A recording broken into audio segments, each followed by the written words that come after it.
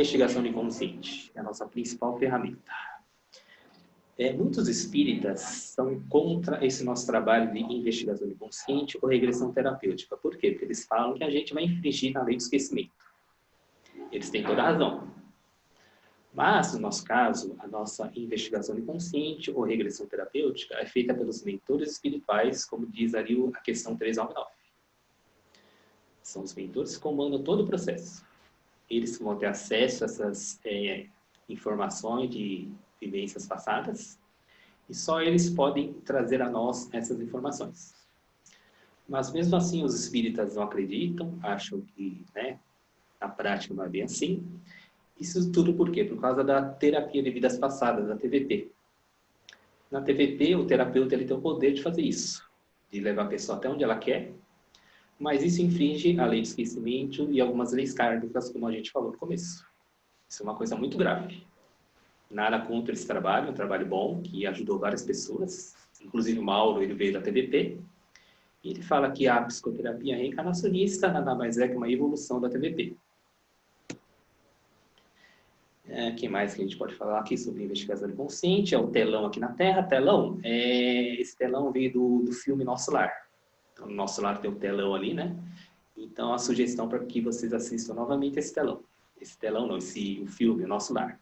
Que aí vocês vão entender o que é esse telão.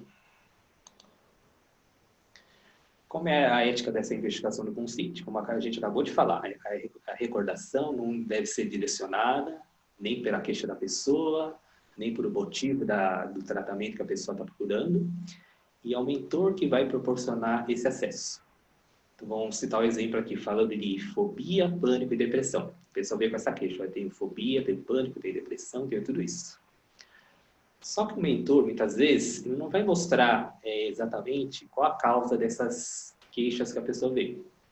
Muitas vezes, o que é a prioridade dessa pessoa tratar é uma coisa que não tem nada a ver com esses sintomas. Nada a ver entre aspas, né? Porque isso que o mentor traz, muitas vezes, é o início dessas sensações, dessas patologias que a pessoa tá passando. Então, muitos desequilíbrios emocionais as pessoas têm e não sabem de onde veio. E geralmente são encarnações passadas. Por isso que a importância dessa investigação do inconsciente ser de uma maneira ética, sendo que os mentores comandam todo o processo.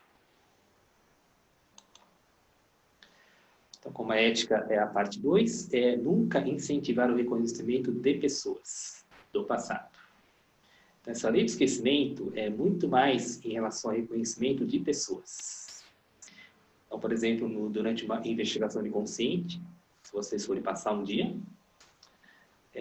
pode ver que o terapeuta, no caso nós, a gente não vai incentivar a pessoa a reconhecer ninguém. Vamos dar um exemplo, tá? A pessoa está ali no processo, ela está numa encarnação passada, por exemplo, ela está lá no Egito, ela está lá nas ruas do Egito, dentro de uma feira livre, fala que está no meio de uma multidão. A gente jamais vai falar para ela, olha, tem alguém familiar aí no meio dessa multidão? A não ser que a pessoa, de repente, está andando, ela fala assim, olha, nossa, eu estou vendo um rapaz ali nessa multidão, mas esse rapaz, não sei porquê, eu tenho a certeza, a convicção de que esse rapaz é a minha mãe dessa atual encarnação. Então, a afirmação dessa pessoa, no caso dessa investigação inconsciente que ela está passando, é que o mentor está mostrando para ela que aquele rapaz é realmente a mãe dele nessa encarnação. Ele fala, não sei como, é um rapaz, mas é a minha mãe dessa atual encarnação. Não tem explicação, mas a sensação dessa convicção era muito real, muito verdadeira.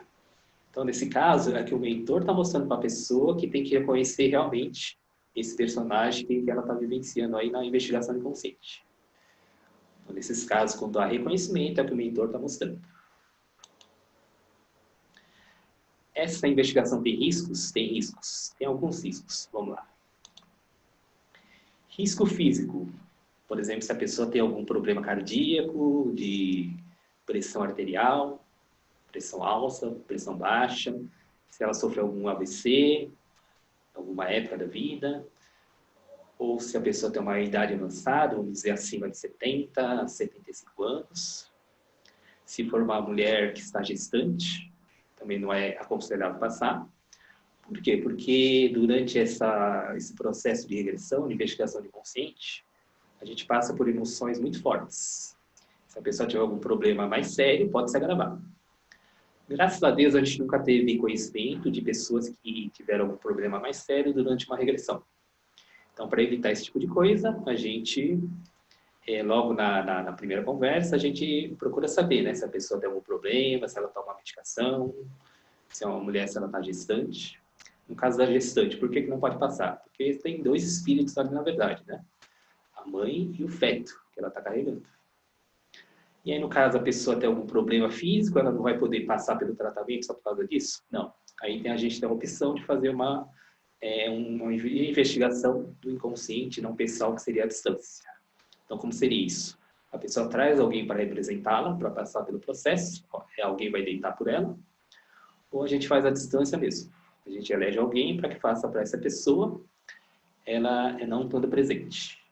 E aí, no caso dela estar presente, ela pode trazer alguém ali no consultório e ela vai acompanhar todo o processo ali do lado, escutando e vivenciando todo o processo que a pessoa que está deitada, representando ela, vai passar. Riscos psicológicos. Geralmente quando tem o comando do terapeuta. Então, vamos adiantar aqui risco psicológico, risco terapêutico e risco ético. Então, tanto o risco terapêutico, psicológico ou ético é quando geralmente tem interferência do terapeuta. O terapeuta, ele pede para a pessoa reconhecer alguém que não deveria reconhecer, ou ele termina o processo num momento errado. O que seria esse momento errado? Por exemplo, a pessoa está num momento de muito pânico, ela está num momento de muita tensão, por exemplo, ela está vivenciando uma guerra. Ela está se vendo como uma soldado na Primeira Guerra Mundial. Ela está ali no campo de batalha, ali naquela tensão, bomba explodindo, tiroteio. Aí, de repente, a pessoa volta numa situação dessa. Ela está no meio de uma guerra, ela volta da investigação para a vida real. O que pode acarretar isso? Essa sintonia dela pode perdurar por dias, semanas, meses, até uma encarnação inteira. Então, olha só, né, a questão dessa investigação, dessa regressão, terminar no ponto certo. A gente fala que é o ponto ótimo. O que seria o ponto ótimo? A gente retornar do processo desse, quando a gente estiver se sentindo muito bem, em paz de espírito, a ponto de poder retornar mesmo. Porque se a gente não retorna bem, a sugestão é que volte novamente para o processo. Então, a gente tem que ter a certeza que a pessoa está bem para poder estar retornando. Por quê? Porque se ficar alguma sintonia, algum sintoma físico ou emocional, pode ser assim, uma coisa muito grave que a pessoa pode carregar durante dias, semanas, meses. E até anos, até uma encarnação inteira. Essa questão de risco ético, terapêutico ou psicológico é quando tem a interferência do terapeuta. Obsessão espiritual. É muito raro de acontecer, mas pode acontecer. Então, um exemplo aqui, a pessoa está deitada ali, passando por uma investigação ou uma regressão. De repente vem aí um espírito que está precisando de ajuda. Vamos dizer que é um obsessor. Então, o obsessor nada mais é que o espírito que está ali pedindo ajuda, que está no escuro, que está procurando a luz. E ele aproveita esse momento de investigação de consciente e de regressão para poder estar procurando essa luz. Mas vocês podem perguntar, mas isso é possível? Isso é permitido? Bom, se caso acontecer, é porque o mentor ali que comanda o processo, né, que permitiu para que esse espírito que está no escuro, ele seja acolhido. Então, se acontecer um caso desse, da pessoa, né, tá passando por uma investigação e chega o obsessor pedindo ajuda, é porque o mentor, que é o comandante do processo, permitiu que esse espírito fosse auxiliado. Quais os objetivos da investigação inconsciente? Tem duas finalidades. Desligamento. O que seria desligamento? Por exemplo, a pessoa tem algum sintoma físico, né? Um exemplo muito clássico é fibromialgia. Fibromialgia, para quem não sabe, é uma doença, uma patologia que dá mais em mulheres acima de 40 anos. E é uma dor que ela não tem um local específico. É uma dor que anda, como fala. Ora ela está na coluna, ora ela está no braço, ora ela está no joelho. E até hoje não se tem diagnóstico dessa doença. Então, um exemplo que o Dr. Mauro conta, que ele atendeu uma mulher, né, com fibromialgia, e ela estava desesperada porque o ortopedista queria fazer até uma cirurgia nela, porque não estava tendo solução. Imagina só fazer uma cirurgia, nesse caso, não sabendo qual o local da dor. Se é uma dor que anda, como é que vai fazer uma cirurgia? Então, é muito complicado. Então, ela resolveu fazer algum tratamento com a psicoterapia reencarnacionista. E o Dr. Mauro conta que na primeira investigação que ela passou, ela acessou uma encarnação muito pré-histórica, que ela estava ali no meio de uma floresta, e ela estava fugindo de alguns animais predadores. E ali chegou num determinado ponto que ela se viu num abismo. E ela ficou ali numa encruzilhada. Como é que eu vou desencarnar? Porque ela ia desencarnar de todo jeito. Ora devorada pelos animais, ou ela se jogava lá para baixo. Ela resolveu se jogar lá para baixo. Se jogou numa altura de não sei quantos metros, caiu de costas no chão. Imagina só, ela fraturou o corpo inteiro. E depois que ela teve esse acesso, essa vivência, ela sentiu tudo isso daí, essas dores, né? Todo o pânico, né? Imagina só você fugindo de animais predadores. Assim que ela retornou dessa investigação, as dores dessa mulher, no caso, o Mauro conta que foi eliminada em 98% mais ou menos. Ela não precisou mais tomar medicação. Então, esse seria um exemplo de desligamento.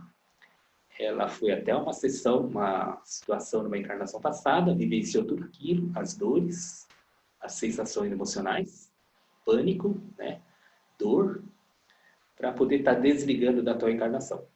Então, se os sintomas foram desligados, e foi um passe de mágica, isso? Não. Foi uma investigação de consciente que foi feito esse desligamento. Como é que se explica isso cientificamente? Através da física quântica. Porque a física quântica não tem passado, não tem presente, não tem futuro. E não tem espaço físico. Por isso que a investigação de consciente a gente pode comprovar através da física quântica ou até da física mecânica quântica. Consciencial, o que será consciencial? É a pessoa ter a consciência de que esses sintomas que ela teve, no caso dessa fibromialgia, dessa mulher, não foi originada, não iniciou nessa atual encarnação. A origem foi nessa encarnação passada, em que ela desencarnou dessa maneira trágica, né? Se jogando para baixo, tendo uma fratura no corpo inteiro. E assim foi feito as duas finalidades, consciencial e desligamento.